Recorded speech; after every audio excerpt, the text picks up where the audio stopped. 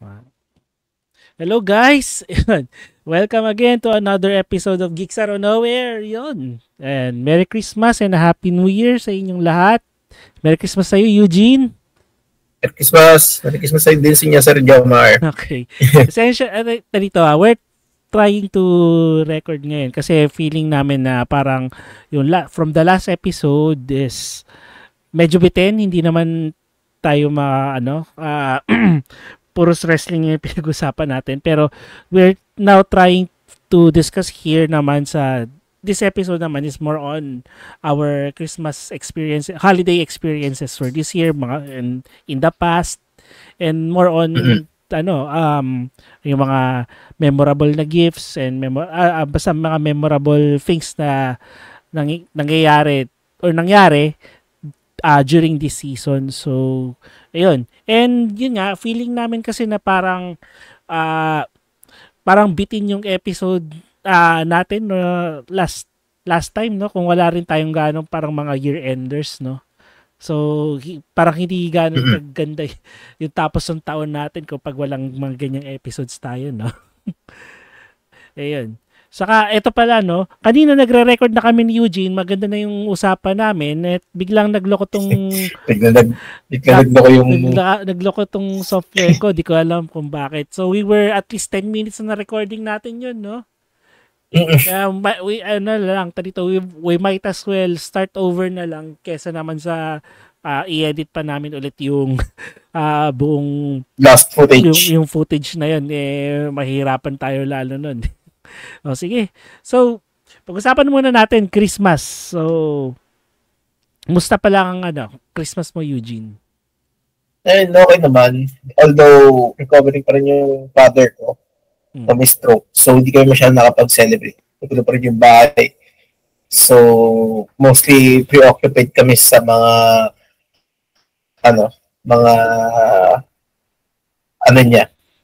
kailangan niya gawin. Mga ganun. So, yun lang yung Pasko namin. Naganda kami, pero it's not much. Kasi again, 3 lang kami dito sa bahay. So, mas lonely na yung Pasko namin nandito nung dati. Ayan. Pero at least, it's good thing that yung tatay mo is, dito, pa-recover na siya. Yun Recovering well. Buti na yan. Very, very rapid for kasi nababa siya na November 1. For the span of almost 2 months na,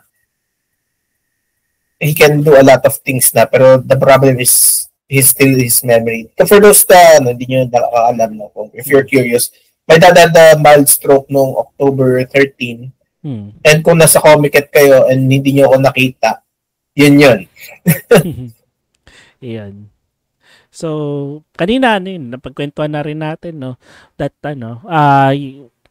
kami naman nung single ako, more doon ako sa parent side ko, no. More yung Christmas tradition namin is that mas pinaghahandaan namin holiday tradition namin is that mas pinaghahandaan namin ang New Year compared sa Christmas. Kasi Christmas medyo nagpre-prepare kami ng konting Noche Buena, pero hindi ganun kadami kasi nagpre-prepare kami to attend the Christmas Eve Mass. And yun nga, saka yun, kwento ko na rin that yun nga, one of nung high school ako and then nung mag-early college, and then kasama ko rin dito si Miguel, one of yung partner ko dito sa podcast is that dati kung hindi kayo maniwalat kayo sa hindi, dati kami mga sakristan noon. And then yun nga, basta it's our tradition din na mag-serve as part of the altar service for the Christmas Eve Mass. And sometimes nga, dire-diretso yun from simula ng simbang gabi ng December 16 up to the Christmas Eve Mass, yun, ina-attendan namin yun. Parang during our high school days. Tapos, sa pa ba yan? Kasi parang yung sa amin, alam ko, ito, additional na lang doon. Yung Christmas break namin sa school, maaga, parang nag-start ata siya ng mga before the simbang gabi. Tapos, yun. Kaya nakaka-attend kami ng simbang gabi noon. Yun nga, ilang beses na rin namin na kompleto yun nung high school. And then, afterwards, yun, na dire-diretso yun until Christmas Eve. And then, yun nga, special mention ko na rin pala, no, na, dito, na,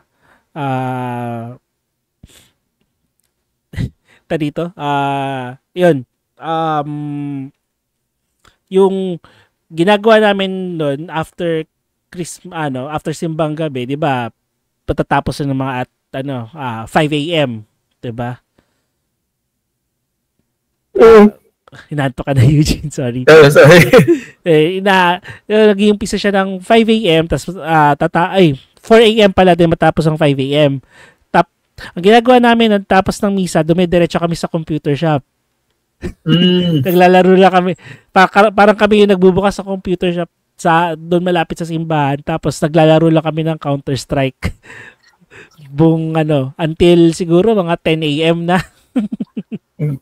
Tagal na. Oo. Tapos ano pala yung wish mo noon? Di ba, na-try mo na magsimbang gabi, di ba? Tapos nakumpleto mo na noon.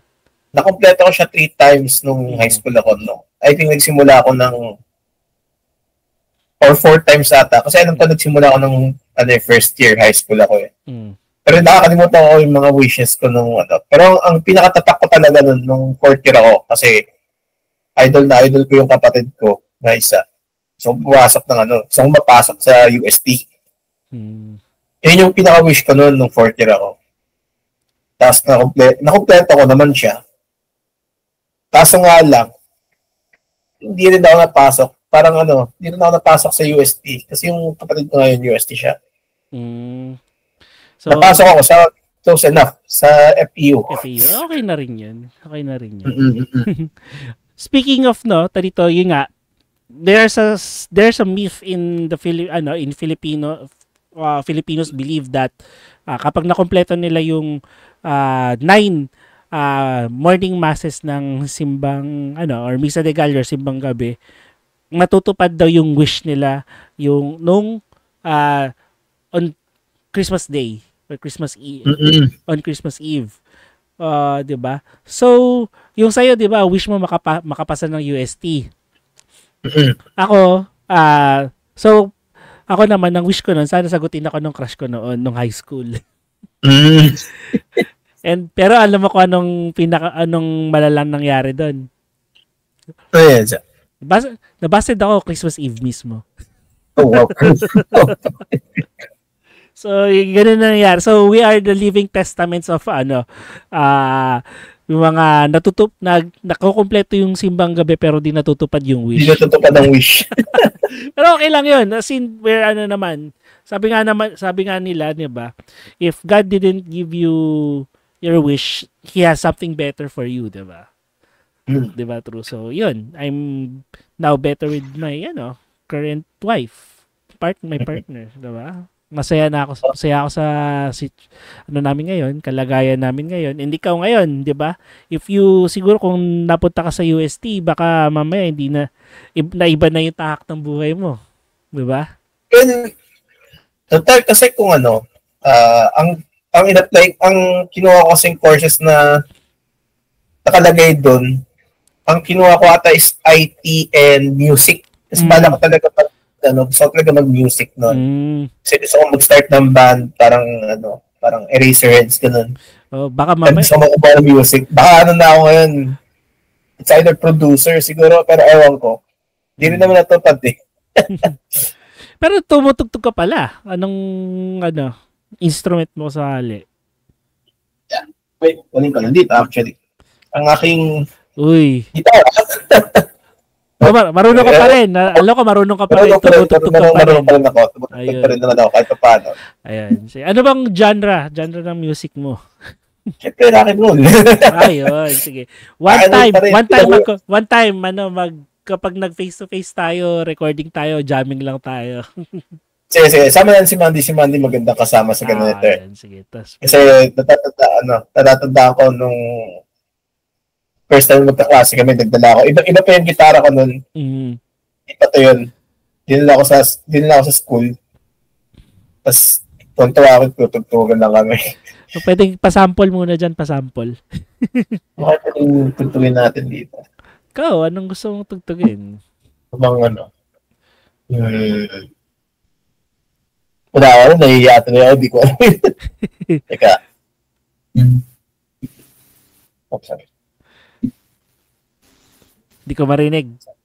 Na-off ata bigla yung audio, yung mo. Ito yung mic ko kasi, wait lang. Ayan. Di, okay lang. Ayan. Sige, dito na pinaka-simple ko. Hindi natutunan ako sa pinsan ko. Di ko marinig. Sorry. Di marinig. Teka. Okay lang. Okay. Yung mic, no? Oo. Rinig naman to, hindi. Hindi pa rin narinig. Yayaman na, next time na lang. Next time na lang. Face to face na lang. Oo. Session na.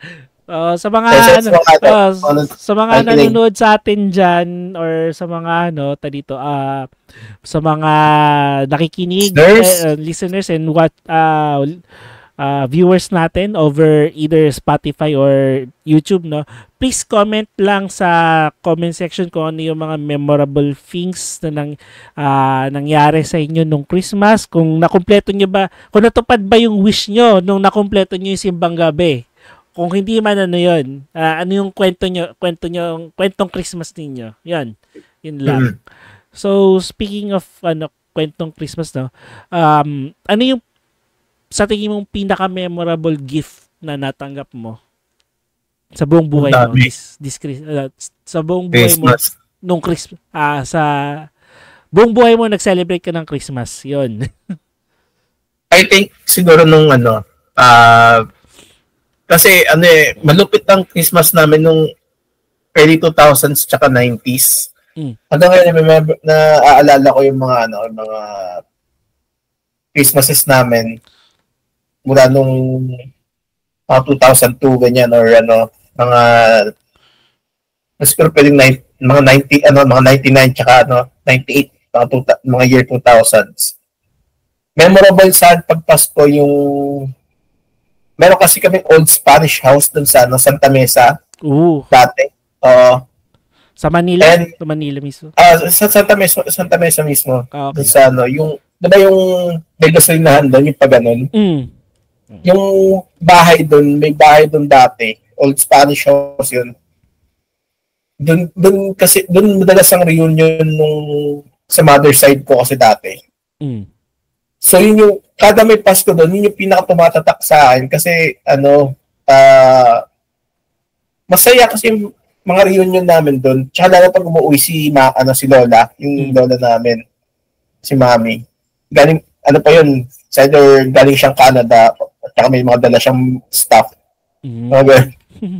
So, talagang, yung Pasko doon, parang siyang parang pang movie. Parang alam mo yung mga Home Alone, ganyan. Yung mga bata magugulo. Tapos mga matanda, nag-uusap, mga ganyan. Yung mga ate ko yan, nagchichikahan lang, mga ganun. True. Parang ganun yung mga Pasko namin doon pag nag-reunion kami. Well, talagang for us, no, habang tumatanda tayo, nag-iiba talaga yung meaning sa atin. Nag-iiba yung perception na natin. Perception natin for Christmas, no? And siguro nga, tarito, it's good na i-preserve natin yung yung diwa ng or yung essence of Christmas na for children to be happy, 'di ba? Kasi dito nagiging core memory sa kanila 'yan eh. That Christmas is parang a time for a time to be joyful, happy because sa mga listeners natin naman na or watchers natin na of the Christian faith, no, it's also a time to it's celebration of the birth of Jesus. Kaya it's a good reason to celebrate nga. Good reason to be happy. Ika nga, 'di ba? Yan lang naman. And sa mga hindi nagse-celebrate ng Pasko or Christmas, Merry Christmas pa rin naman sa inyo. Sure na namin sa inyo. Or Happy Holidays. Happy Holidays yan. Pero Merry Christmas pa rin. So, yan. Sige, maiba tayo ng usapan. So, we also going for our year-end review na rin. No? So, na yung mga sa tingin mong memorable events na nangyari sa'yo or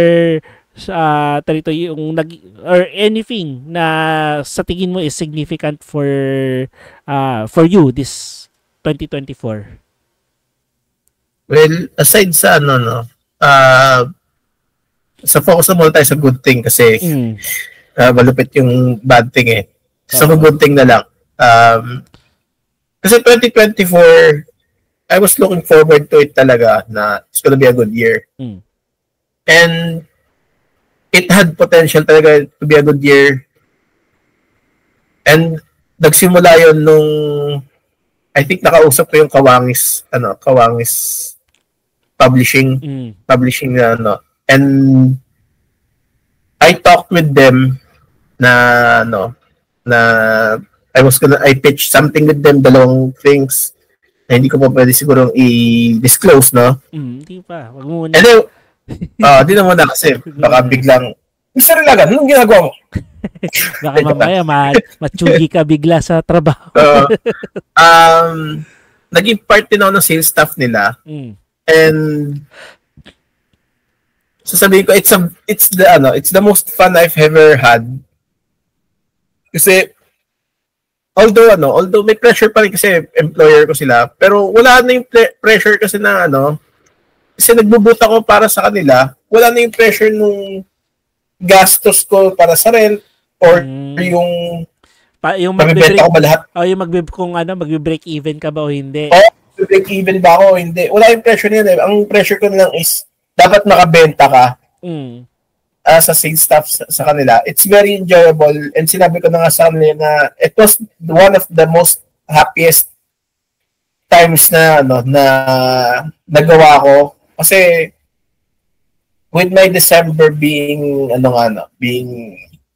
yun nga, I worked with them for 4 days at a book fair. Tsaka may mga ibang events pa before that. Ayun, masaya ako. Kaysa naman nasa isang cubicle ako na hindi ko naman like my previous work. Nasa cubicle ka buong 9 to 5, wala kang kausap. Tapos tutulawin ka lang ganun. Draining sa akin yun eh. Parang with Kawangis, I learned a lot. Nagkaroon ako ng mga opportunities. And yun yung pinaka-thankful ako for this year. Thankful ako for Kawangis. Pinagsayaw ka ba nila? Nung Christmas party?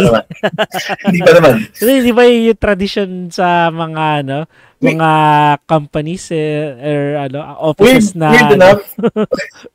Weird enough, hindi ko naranasan yun ever. Buti ka. Ako, hindi ko naranasan yun. Buti na lang. Naranasan ko lang yun one time, muntikan lang sa isang OJT ko. Parang sabi nila, shoutout sa Red Root. Kung nandiyan pa kayo, tatandaan niya ako, hello. Kung nanonood kayo, hello din. I think pinakanta nila ata ako, or mag-record ka ng isang talent mo, pero hindi pang Pasko yun eh. Parang mag-record ka ng talent mo, send mo sa amin through something, ganyan. Yun lang, yun yung pinagawa. Pero sayo, hindi ako sasayaw. Sorry. Hindi ko naranasan yun. Hindi tayo marurunong sumayaw eh. Oo. Yeah, okay. Mas okay pa akong pakantahin kaysa pasayaw. Kanta okay lang. Yun lang. Anyway, bakit nga pa tayo napunta ulit sa mga ganyan sayawan? Any other things pa na that you are grateful for this 2024? Thankful ako sa nanay ko kasi with all the stresses na nangyayari sa amin ngayon sa bahay, matatag siya. Mas matatag siya kaysa sa akin. Yun yung masasabi ko. Mas matatag siya kaysa sa akin. And pasalamat talaga ako na nandyan siya. Tsaka matatag siya. Tsaka masalamat ako na mabait siya. Kasi kung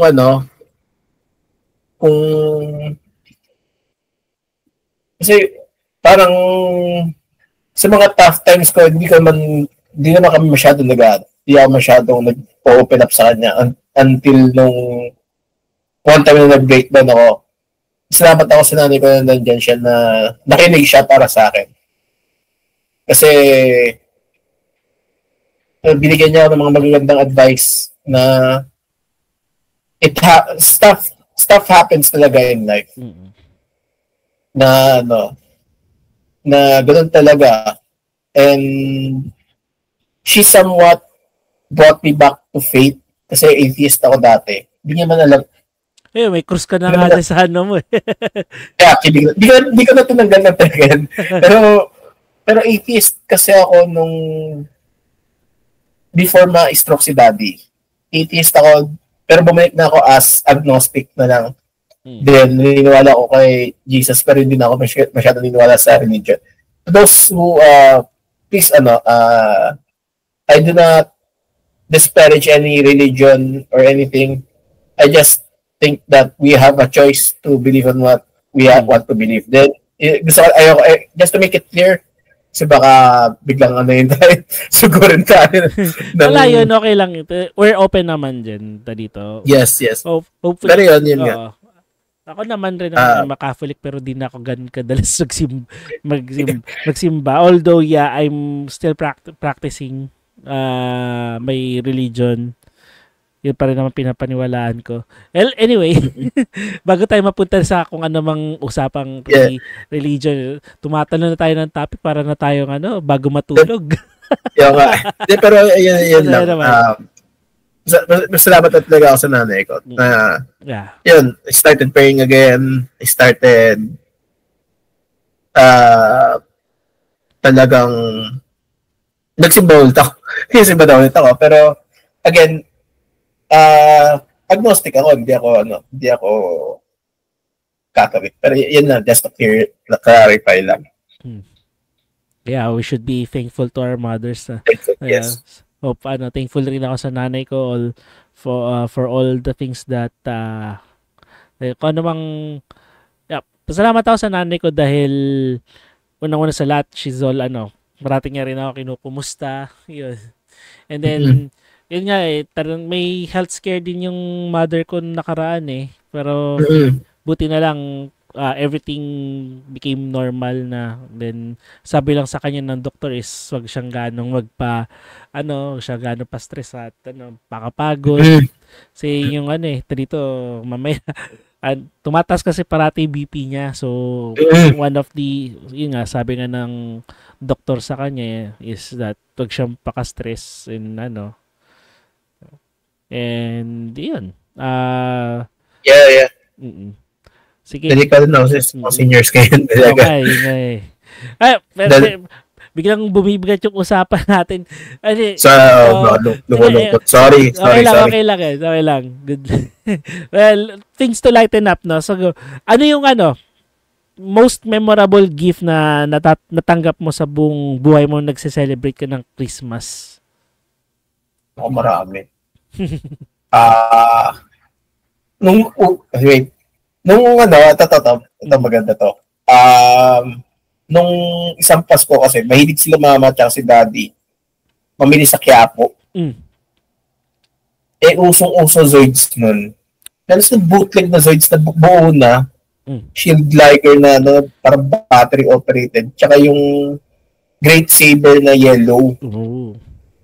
So parang yun yung naging gift ko. Pero alam mo bootleg siya kasi yung kumbaga yung Takara Tomy, iba yung klase ng plastic. Ito parang sobrang reflective na alam mo galing palengke toy na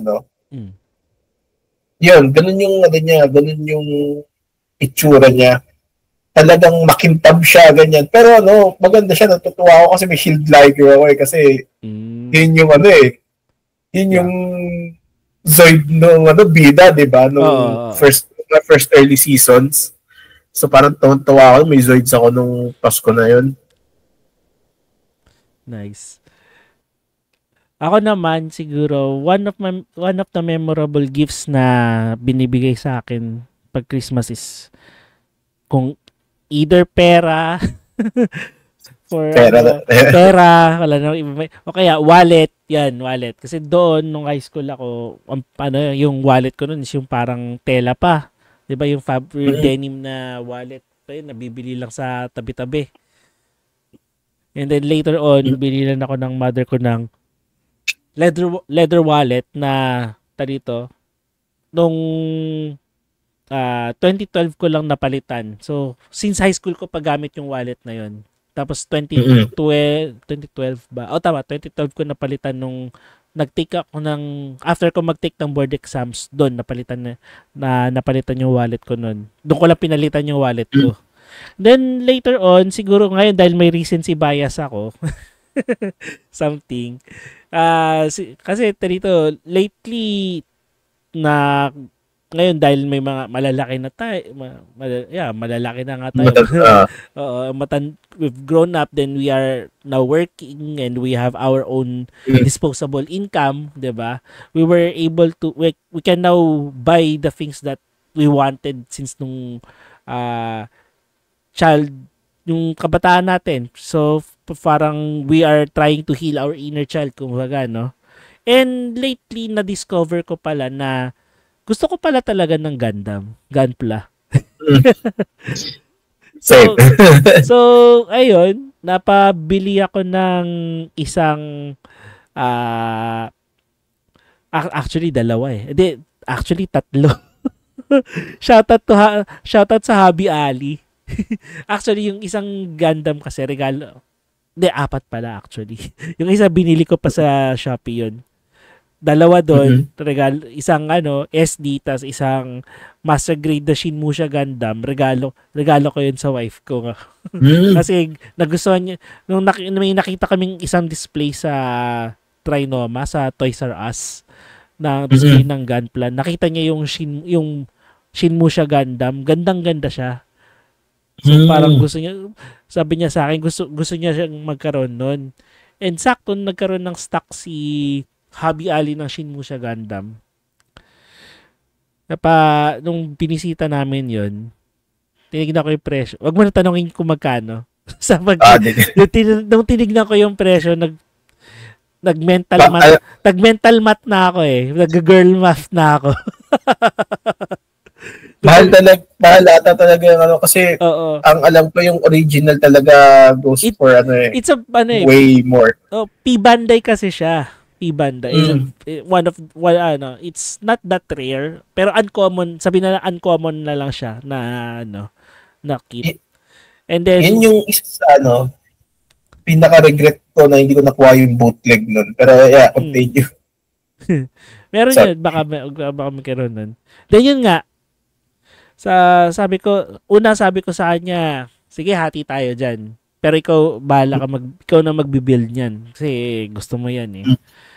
Pero for her, first gun, na-try niya naman i-build nung Christmas yung una kong regalo sa kanya, which is yung SD Hello Kitty na Zaku. Cute yun. Ganda nga eh. Nakita namin yun eh. Hindi pa niya nadi-display yun. So, ayun. Pero, hopefully, yun nga, siguro pag di na siya ganong busy, maisipan niya ng mabuo yung Shinmusha Gundam. Pero kung di, magiging tambaklag lang yan. Tambaklag. And then, ako naman, dito, syempre yun, sabi ko, sabi ko, hati tayo dyan. Then, later on, napag-decide ko na hindi, sige, pagbigyan ko na, Christmas gift ko na lang para sa kanya to. So, ayun. Christmas gift ko na sa kanya yun. Ayun. And then, syempre, di ako magpapatalo. Diba, nagkaroon kami ngayon, nag-celebrate kasi kami ng Christmas dun sa, in-laws side, sa Zambales. And then, yun nga, napagdiskitahan nung bayaw ko, yung husband nung sister-in-law ko na tarito, since nagreregaluhan na kami ng mga Gundam, Gunpla, di lang tayo, mag Gunpla party tayo during Christmas. So, magbuo kami ng mga Gundam. So, ako naman, since wala akong mabubuo na pag-isip-isip ko, anong bubuuin ko? Wala akong Gundam na bubuuin para sa Gundam party. So, again, shoutout sa Habi Ali. And nakita ko may nakita kong RG na unicorn Gundam. So, yun yung... Ibinasikot mo yun? Ito, yun. Dito sa taas. Nice. Di ko pa siya nalalagyan ng panel lining sa kanang decals, ng stickers. Pero, isa siya sa mga pinaka nakakati ng ulo i-build, actually. Dito, parang... dito, ang sobrang intricate ng mga parts niya na dito, lalo na kapag tina-transfer mo siya into unicorn mode. Hindi. From unicorn mode to destroy mode. Grabe. Tarang, yung mga, parang feeling ko, baka mamaya matanggal maputulan ako ng parts nito or something Yun yung hirap I think kahit ganun din yung HG, kasi may Banshee ako dito. Yun yung pangalawang Gundam ko after yung Wing Zero ko Yung niya, ang fragile talaga niya. Oo. But wait, there's more. Oh. May nakita pa ako isa. Wing Zero EW. Master grade. Bandai? Bandai. Bandai pareho. Nice. Din yung binili ko. Wag mo na rin tanongin. Pikit mata medyo, na lang. Medyo yun. Pikit mata na lang akong bumili nun. Kasi, pero, again, shoutout to Habi Ali, medyo malaki yung discount na medyo, may discount naman yung, nung binili ko yung, yung MG, Wing Gundam EW sa kanila. So, ano yung Wing Zero? Okay. Wing Zero EW. Okay, nice. So, ayun. Shoutout sa Habi Ali ulit. Hopefully, meron na kayong EW RG. Pero meron pa silang stock dun. Hopefully, may mga iba pa silang stock dun ng MG na Check it out. Endless Waltz or any other stock ng Gunpla. Napadaan kasi ako doon last time dahil yun nga galing akong Christmas party sa work and then nagpababa na lang ako sa may Muñoz area kasi inaantabayan ko rin yung yung raffle nila. Kasi may pa-raffle sila every 1,000 purchase of of kits and items galing sa nila sa store nila is makakakuha ka ng coupon na i-register mo sa website nila para makasali sa raffle nila. And it started at last June this year until December this year. And then, nagpa-raffle sila last week. And andun ako as live audience pero hindi naman kasama ang palad, di ako nanalo ni isang item, wala. Pero buti na binigyan nila ako ng discount. Malaking discount for the Wing Gundam EW. Pero okay na yun. Malas talaga tayo minsan sa raffle Ganyan talaga nangyayari. Actually, nung nagtatrabaho pa ako, bigyan kami ng mga raffle tickets. And ang dami nilang prizes. Isa sa pinaka gusto kong prizes nila was Hawaiian canvas. Yun. Ganda. Actually, meron ako nun. Hindi yan yun. Hindi ako nanalo. Binili ko yan.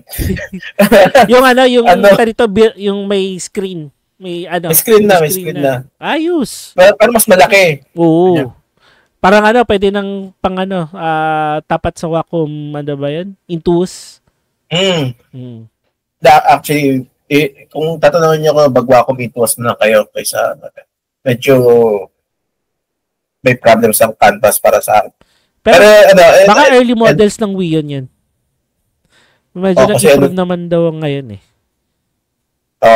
Anin ko na, ano lang din. Nagka-issue talaga ako dito pero sa ako na ano yun. Nabunot ako. Di man ako nabunot. Ang kinall out na nung tawag doon, nung basta yung nasa harap ng office namin. 378 parang gano'n. 378. Kami mga 378. Labas kami. Tapos ang price na ira-raffle nila was a scooter. Ooh. A scooter na electric. Oh, ayos. Okay, sana na scooter. Gusto ko ba talaga to? Pero baka pwedeng i-beta, i-trade in ko na lang sana sa Wayon kung may gustong pumalit. Pwede, diba? Labas ako. Tapos, sinabi niya yung doon, tapos di pala ako. Sayang. Never mind. Okay lang. Kaya nga, dito eh. Shoutout sa mga masaswerte dyan sa mga raffle. Mga swerte sa raffle. Tuwing Christmas parties. Balato naman dyan. Baka naman. Ayan. Paano si Eddie? Oo. Eddie ako. Yan. Speaking of, parang, nagkakaubusan na ata ngayon ng, 13th month pay. Mamaya, pagdating na next year, tipid-tipid naman tayo, konti. Pero, kahit may susunod na taon naman. Kahit sabihin natin na ako, dito gumastos sa mga ganito. Ano yan? Nasa disposable, binabudget natin yan. Actually, ito, latest na nabili ko, binubuo ko pa rin. Pero ito, meron na siyang yeah. Oh. Ano MG yan? na double Zeta. Na hindi Bandai. Magkano magkano mo dyan? Ang 1 for 11 may voucher na siya. Sa Shopee. Salamat Shopee, baka naman. Ayos na rin yan. Ayos na din yan. Ano lang, issue ko pa lang so far is medyo na-stress mark na siya tsaka pero so far so good naman siya sa build. So far wala pa naman akong ginuglo. So hindi ba siya mahirap pagkabit-kabit kasi dito medyo. Kasi yung fitting lang no. Fitting lang talaga problema sa bootlegs. Pero may mga nabili akong bootleg so far na surprisingly good. Ito kasi parang I feel like it's an older Daban model kaya siguro medyo tagilid sa fitting. So anyways, MG parang double Zeta. Double Zeta. Parang may Zeta na ako dito. Parang yung minodel nila sa yan. Double Zeta Verka. Verka to na na double Zeta pero bootleg. Verka siya. Verka. Oh. Okay na din. Isa rin sa pinakamalupit na naging Christmas namin din. Nung I think grade 2 ata ako nung. For some reason, kasi ako kung Divisoria na bibili ni mama yun sa Quiapo. Ang dami naming Digimon na laruan mo. Okay yun. Digimon. Tsaka yun yung time na talagang into Digimon din yung mga kapatid ko sa PlayStation. So parang di ko masabi na ang cool lang talaga na parang parang yun din lagi yung tumatatak sa akin Pasko kapag yung parang nalulungkot na ako parang naalala mo magandang memory yan. Core memory. Yeah, good memory. Parang yung tumatatak sa isip ko lagi. Tsaka yung mga Dragon Ball na laruan. Ako kasi ang core memory ko lang ng Pasko kundi yung nabased ako kung ano man yung iba nangyari. Anyway. Ganun talaga minsan. Ganun talaga What you gonna do? Anyway, sige.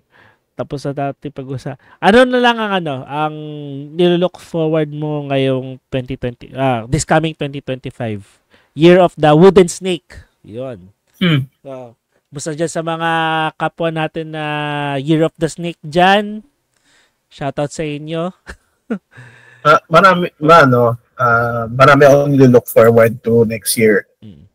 Kasi sa mga hopefully na magawa ko is magkaroon ako ng trabaho. I'm currently searching for a job din. Kasi pero ang pinaka looking forward ko is yung projects ko with Kawangis would push forward na. I'm currently working on the scripts on what I need. Hindi ko na sasabihin muna kung ano yun.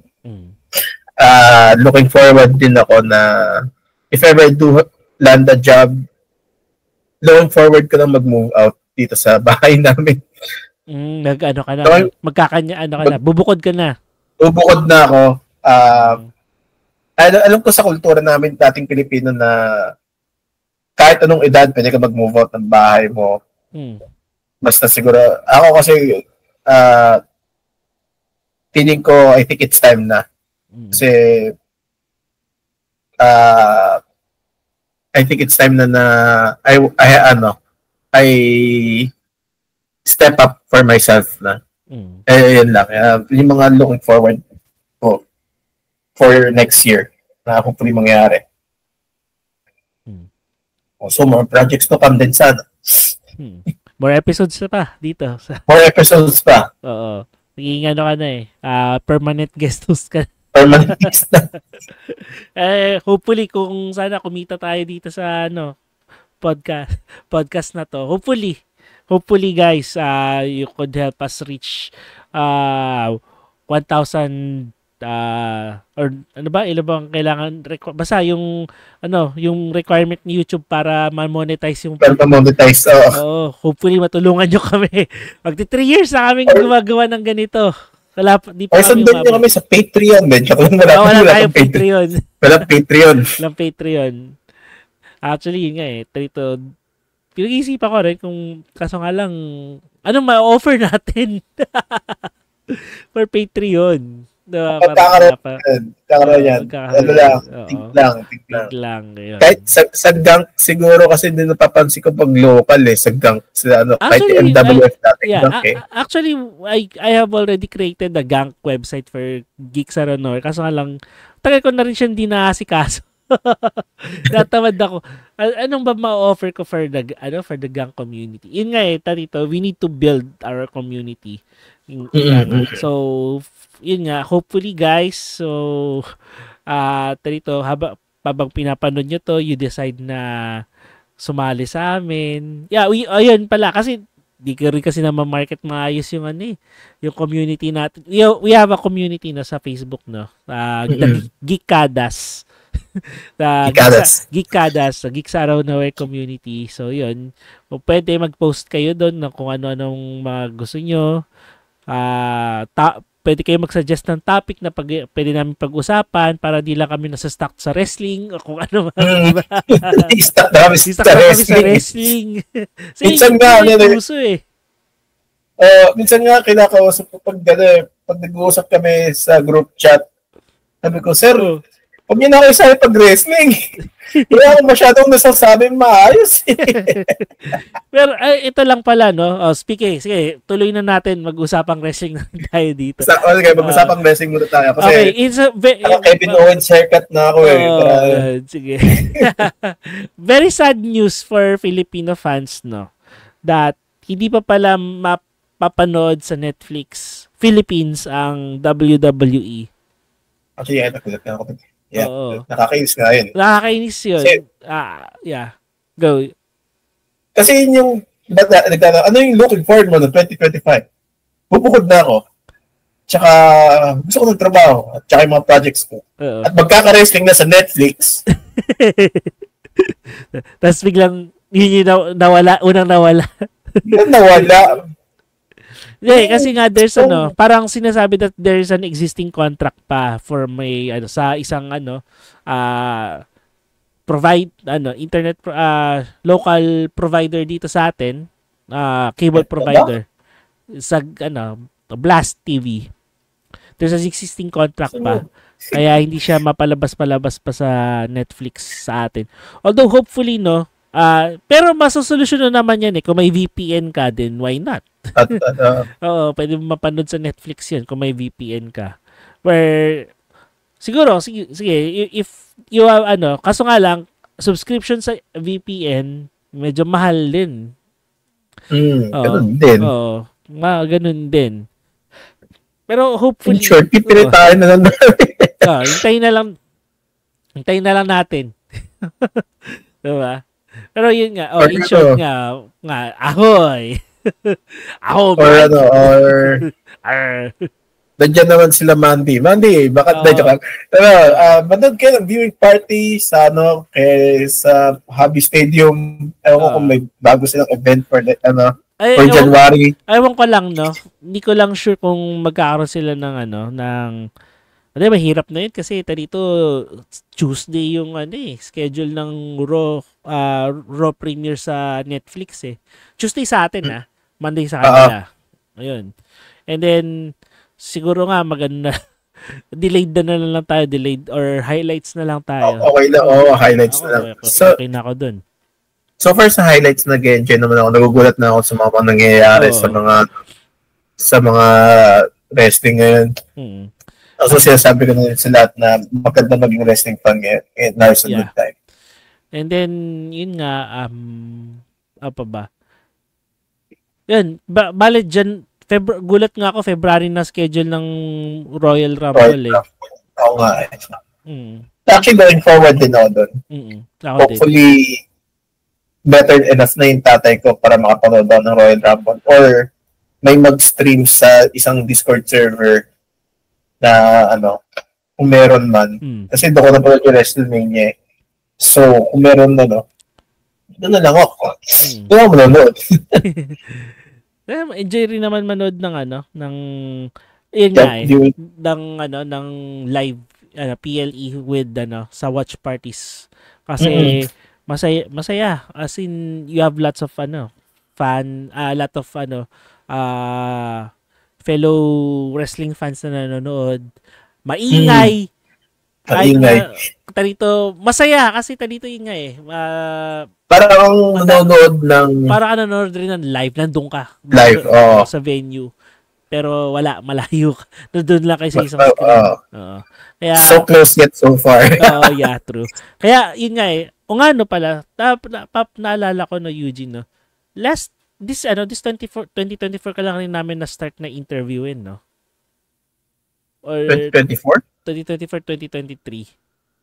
2023. 2023 na.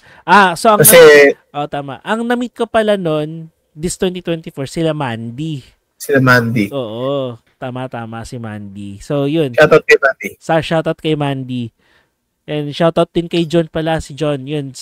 I'm thankful ako sa inyong lahat na after magaya na ngayong nakahayatos yung partner ko si Migs. Shoutout sa iyo, Migs, no. Kayo sumalo ng responsibilidad.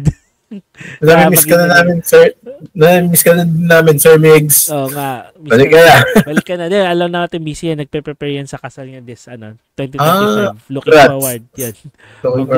Congrats, Migs. And shoutout na rin sa fiancé mo si Kata. Yan. And then yun nga medyo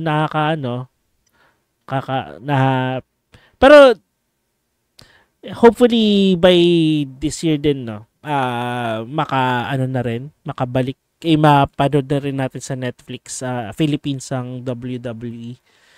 Medyo yan. Please Netflix, baka naman. Please lang Netflix. Please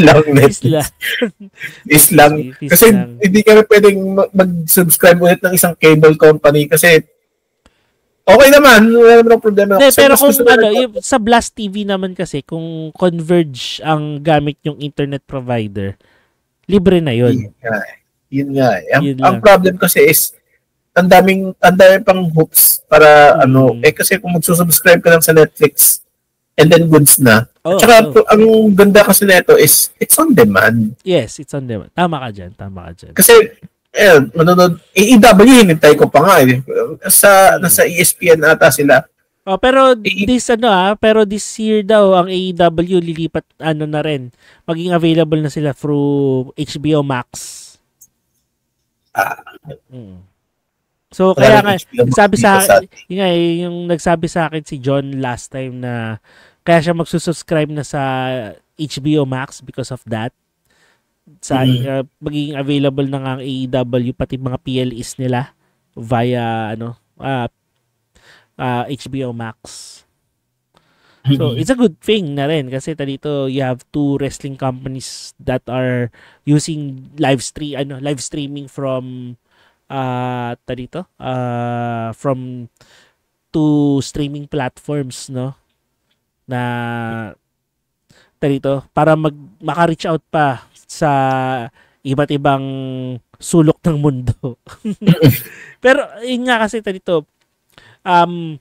WWE experimented it with their WWE network Pero later on na-realize nila na di nila kaya yung infrastructure, yung hardware, and they are more of a content provider.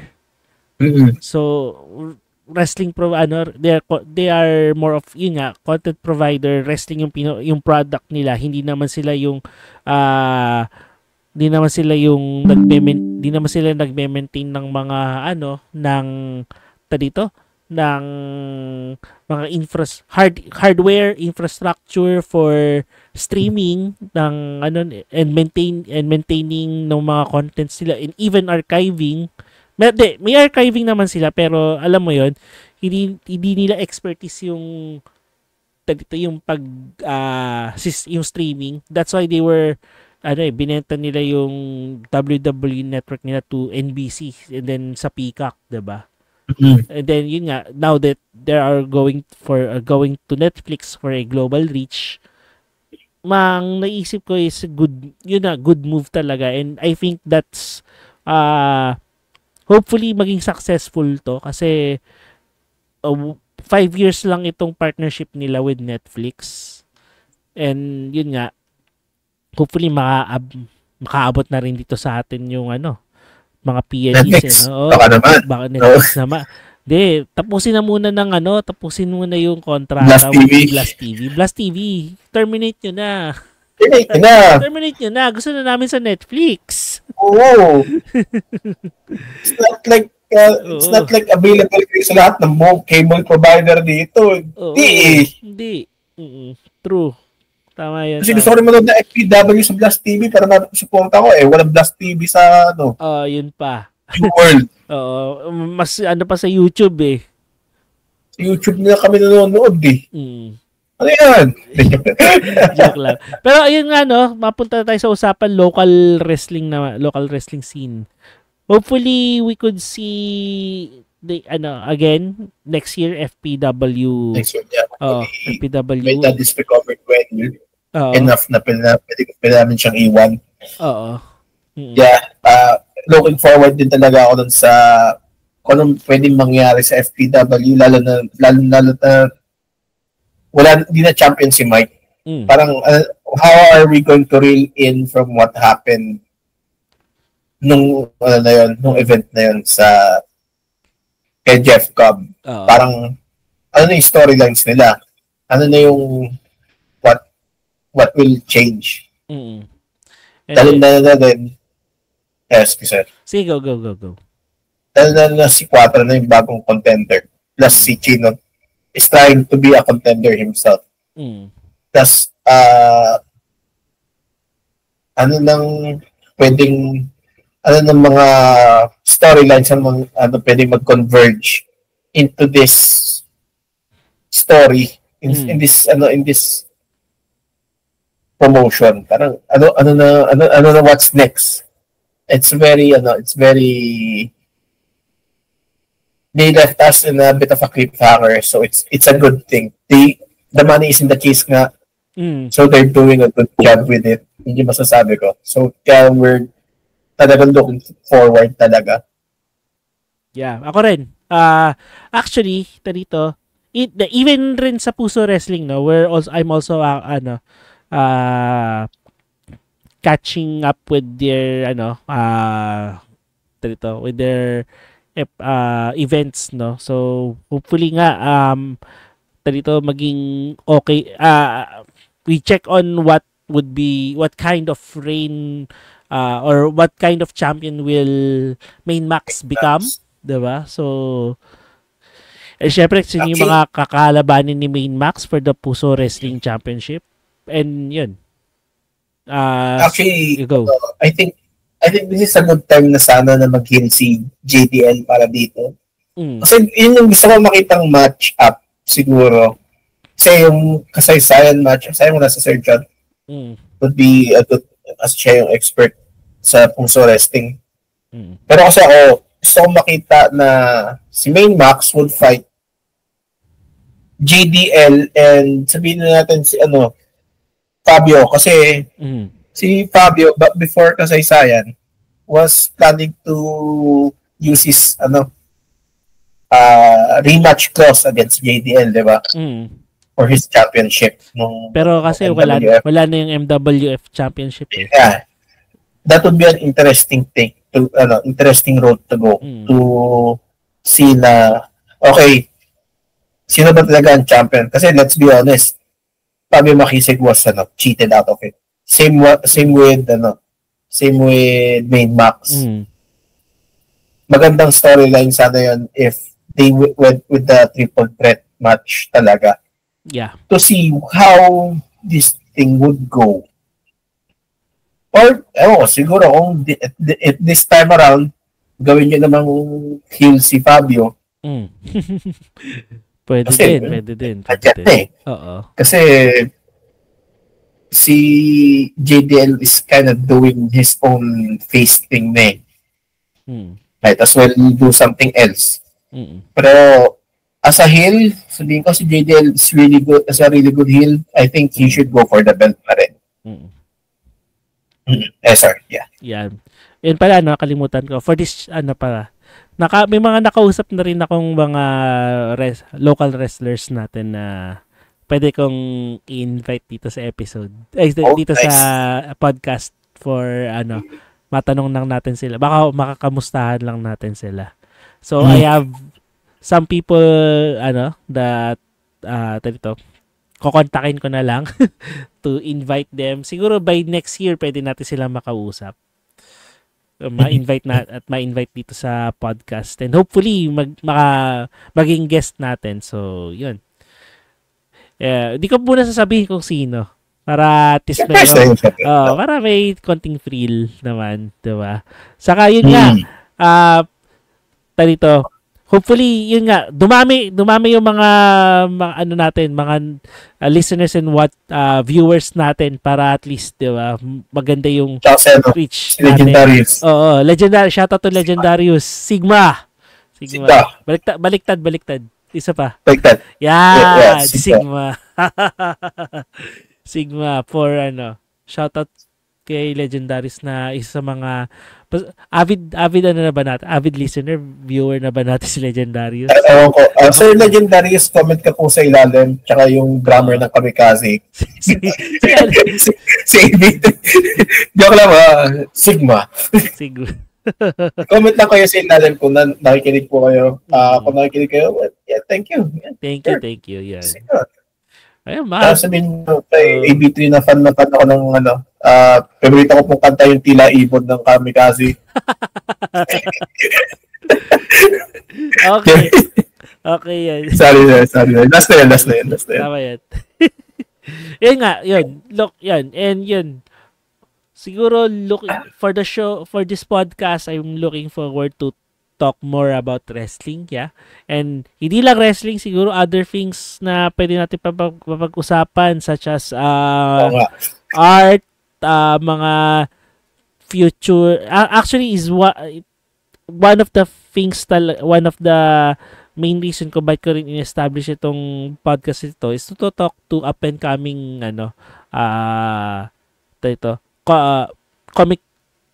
local comic creators, and one of them yun si Eugene, ang ating ang ating one of the up and coming comics creators natin sa Philippines. And then, syempre, naging ano na natin, naging Regular guest na ako dito. Regular guest natin. So, hopefully, we could interview more and, syempre, ano na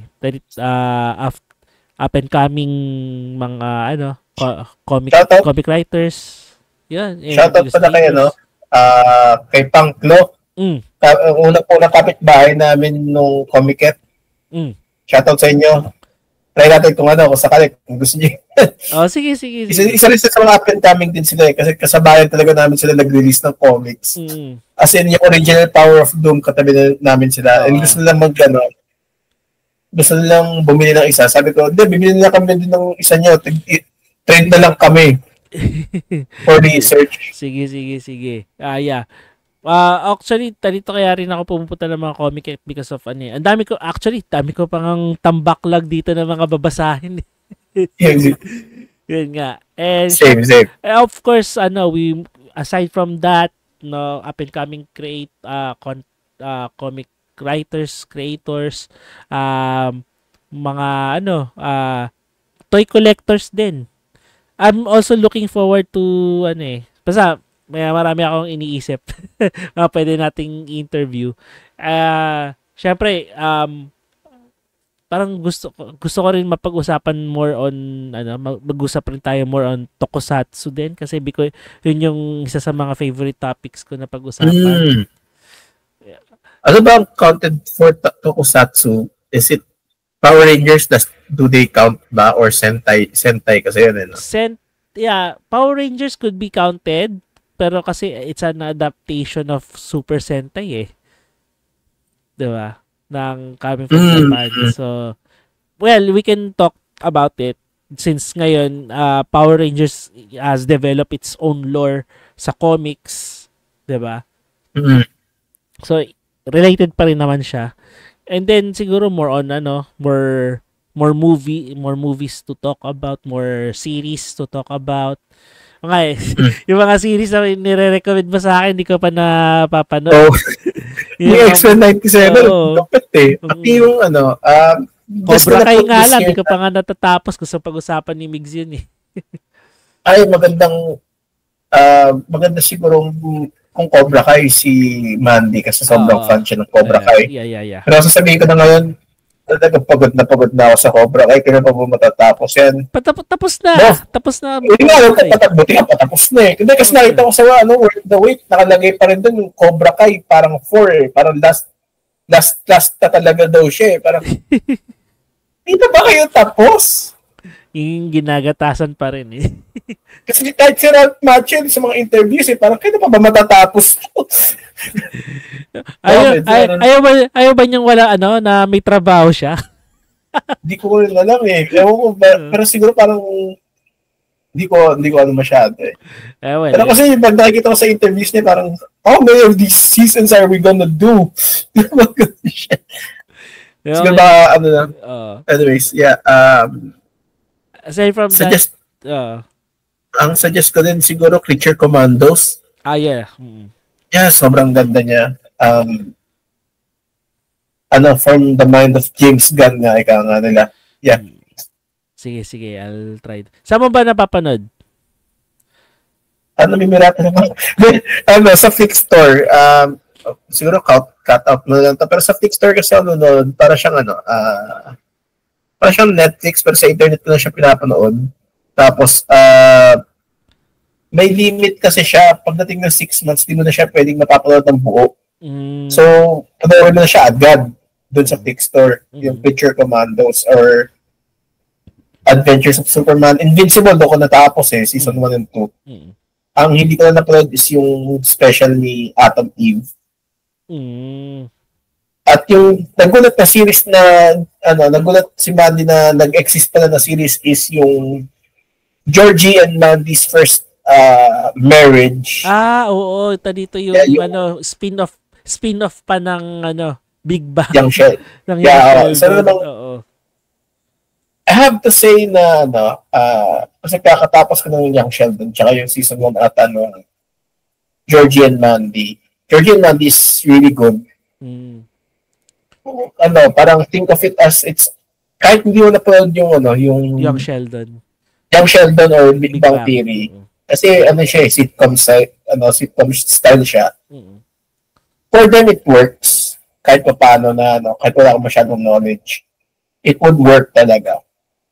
For me, hindi ko in-expect that Young Sheldon would be that good. Yeah. In all honesty. Hindi ko siya in-expect na kasi may doubts ako nung una nilang in-announce. Kasi Big Bang Theory kada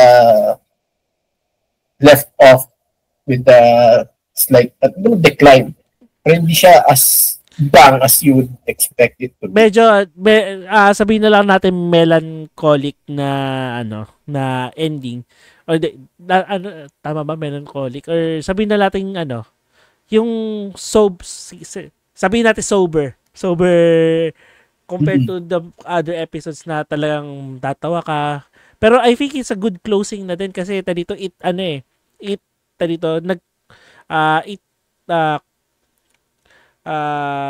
culminates dun sa friendship nila 'di ba? Nilang, and then yung syempre yung development rin ni Sheldon Cooper as a person, 'di ba? So I think it's a suitable ending for the show, and it didn't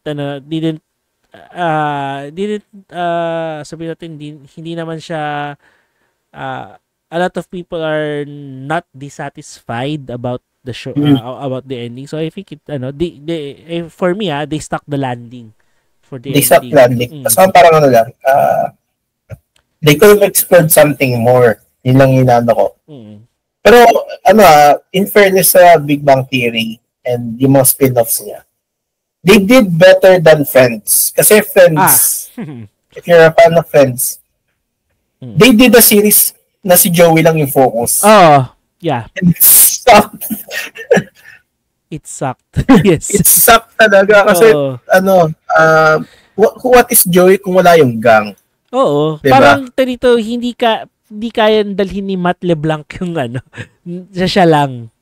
May napanood akong clip. It was actually funny kasi pagdating sa realization mo, parang ma-realize mo parang wala si Chandler, wala si TV, wala si So parang papasok yung realization mo nun, and habang pinapanood mo siya, doon mo ma-realize na hindi talaga siya papatok. And I think yun yung naisip ko with Young Sheldon din noong una. Hindi siguro papatok. Yung mga first seasons, parang na-comment nga ako eh. Pero, ayun nga, dito, what Young Sheldon offered is, ibang view of, it concentrated more on the origins of Sheldon Cooper. Diba? Which is and their family nga. Their family, oo. Kung bakit ganito yung behavior ni Sheldon. Which is, kung ako nga dito, sana nga rin yung Young Sheldon nag-diverge pa ng konti sa iba pang cast ng Big Bang Theory. Pero at least napakita na nagkaroon naman ng cameo yung mga younger selves ng mga ibang characters. Which is for me it sana meron pang ibang episodes, pero I think it would divert na from the original story. So mas okay na siguro, tama ng direction nila na nag-concentrate lang sila kay Sheldon. Okay na yun. Tsaka gumana yung Young Sheldon kasi yung writing niya maganda, tsaka yung mga may characters kasi siya na nababounce off on. Si Sheldon. Oo. Kasi nandun din yung lola niya, yung kuya niya, yung sister niya, tatay niya, yung mga ganun. Ang ko lang din, it's unexpectedly good. Yun yung masasabi ko sa Young Sheldon siguro. Unexpectedly good. Yeah. And ang looking forward ako kung gagawa sila ng series, it would be hopefully gawa kayo ng ulit ng Big Bang Theory, pero na sila, either, na sa age na yan. Parents na sila.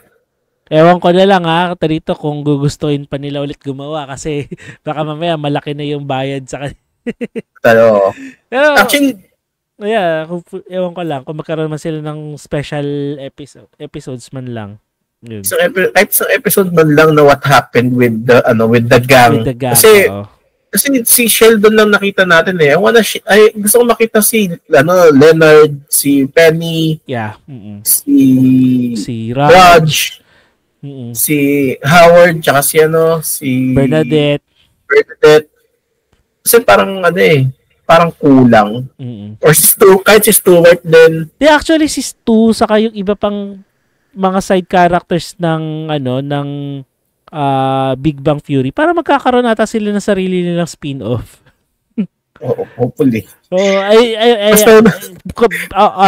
viewers and listeners, correct me if I'm wrong pa. Nabasa ko lang yun sa isang source, but maybe mali ako or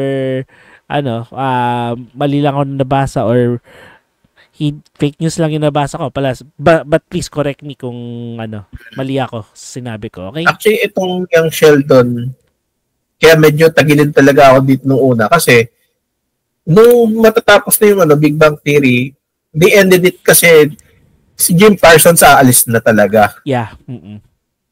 Kasi naging experience na ni Chuck Lorre with that 70s Show and Two and a Half Men. Na lahat umalis. Si Charlie Sheen umalis. Pinalitan nila, it didn't do well. Si Ashton Kutcher ata pinalit nila si Ashton. Actually, hindi naman masama. Okay lang. Di kasi ako na napakapanood ng mga unang episodes ng Two and a Half Men. Yung that 70s Show, naiintindihan ko, kaya siguro na-traumatize na si Chuck Lorre doon kasi nung umalis si Topher Grace, yung si Venom ng original Tobey Maguire Spider-Man. Umalis si Topher Grace, pinalitan nila ng isang guy, yung typical 70s boy from the alam mo yung mahilig mag-rock and roll, tsaka yung polar opposite ni Eric dun sa Eric Foreman dun sa show. Ang pangit kung pinanood ko. Parang una tingin ko dapat nag-end na yung series with Eric leaving. Leaving Point Place. And hindi niya nangyari. Nag-end yung series nung bumalik siya. And yung guy na sinasabi ko, barely, hindi mo siya makikita. Talagang hindi siya bumagay. Parang pumangit yung series nung pinalitan nila si Topher Grace. Hindi hindi yung si Eric na character, parang kapitbahay lang nila nakilala nila. And ang weird lang doon is bakit pa nagpapasok yung nagpapasok ng tao? Kasi hindi na wala na si Eric para bisitahin mo yung mga katropa mo doon, 'di ba, sa sa basement. Kasi yun doon ako na-weirdohan. And doon siguro natuto si Eric today. Chuck Lorre na this would never work. Kaya siguro nung nagsabi si Jim Parsons na hindi siya tutuloy as Sheldon, kinat talaga na yung project. Hindi naman sa kinat, parang nag-isip na sila kung paano nila tatapusin. Oo. And yung Sheldon parang kind of weirded me out. Akala ko ba aalis na. Pero kasi Jim Parsons would be the executive producer. Kaya pala. Okay po. And then Chuck Lorre, Chuck Lorre is also one of the executive producers din ng show.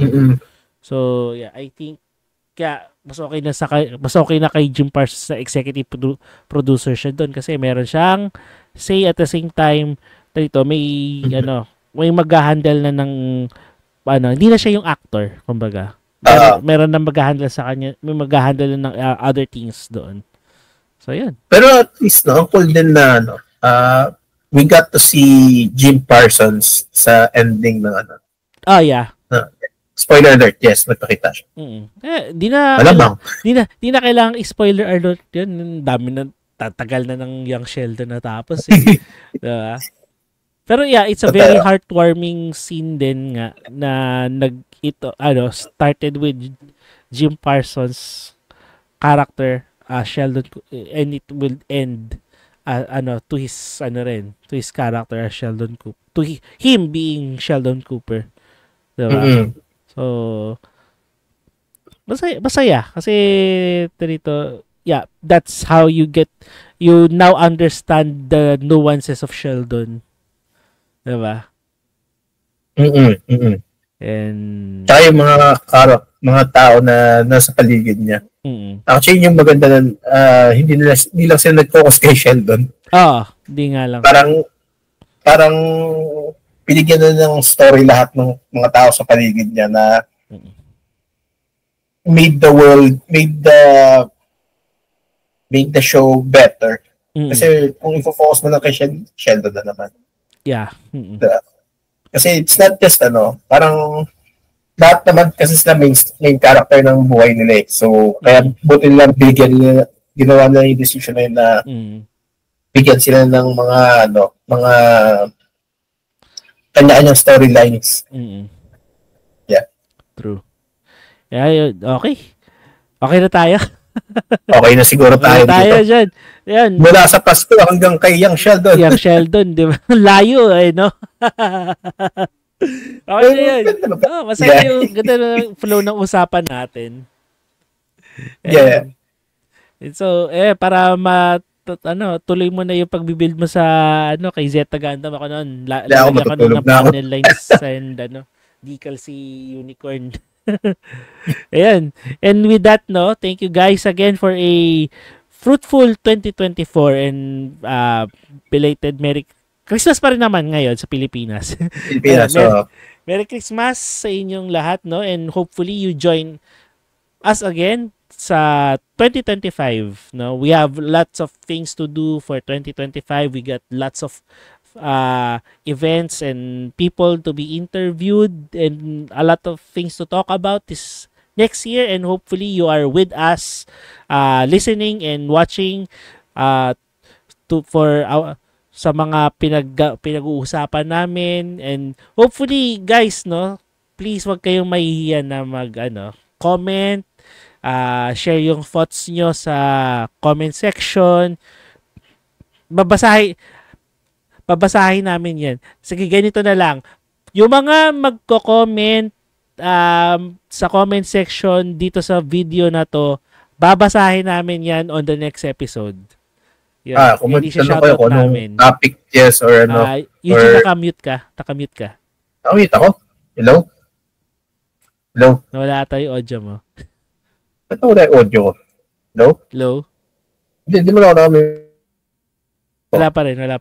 Hello? Yan. Okay na, nakabalik na. Ano yan? May sabihin kay Eugene?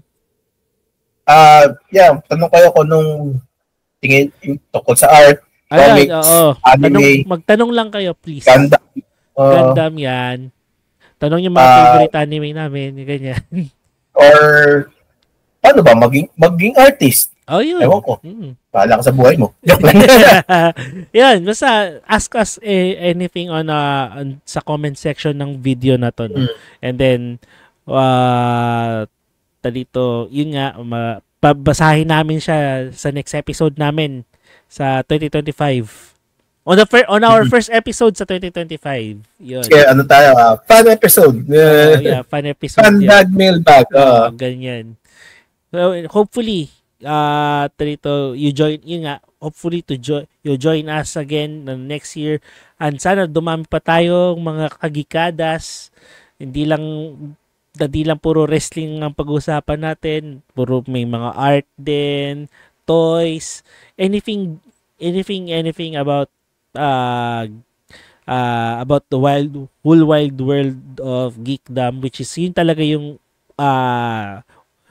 yung objective namin in this podcast. Ayan. And with that, we greet you a very Merry Christmas and Happy New Year, guys. Huwag magpapaputok sa labas. Wag magpapaputok sa loob. Papatok kayo sa labas. Huwag na kayo magpaputok in general. In general. Huwag na kayo gumamit ng pinagbabawal na paputok. Baka maputulan pa kayo ng daliri or ng kamay. Mahirap mag-drawing pag wala ka ng daliri. Oo, yun lang. Basta yun, huwag kayong magpapaputok sa loob, sa labas lang. Labas lang. Ayan. Huwag kayong maglalaro ng apoy. Huwag kayong maglalaro ng apoy kung ayaw nyo mapaso. Oo. Ayan. And with that, we end our 2024 episode with a tinanbang. Yeah. Oh, With a yeah. snap. Yeah. Yun na, pwede na tayo matulog. Next Na year, tayong next year. matulog. See you And next year. Happy next New Year. Happy New Year. Ayun nga. Hope please like this video and share nyo rin ito sa inyong video. Share this video, like this video, and subscribe na rin sa ating YouTube channel, Geeks Around Nowhere. We also have our socials. We are available on Facebook, Instagram, Threads, and sa TikTok na hindi namin pa nagagalaw ulit. Basta maglalagay kami ng mga contents dyan. Ayun, promise ko sa inyo next year magdadagdag tayo ng contents. Medyo busy lang kasi. And yun nga. We end our 2024 with this episode. Thank you very much for joining us this past year. And hopefully you would join us again in the coming years. And yan, this has been Jomar together with Eugene, aka Samurai Fudge. And we are 1, 2, 3 Geeks Out of Nowhere. Yeah, see you on 2025, guys. Thank you very much for joining. Thank you very much. Thank you.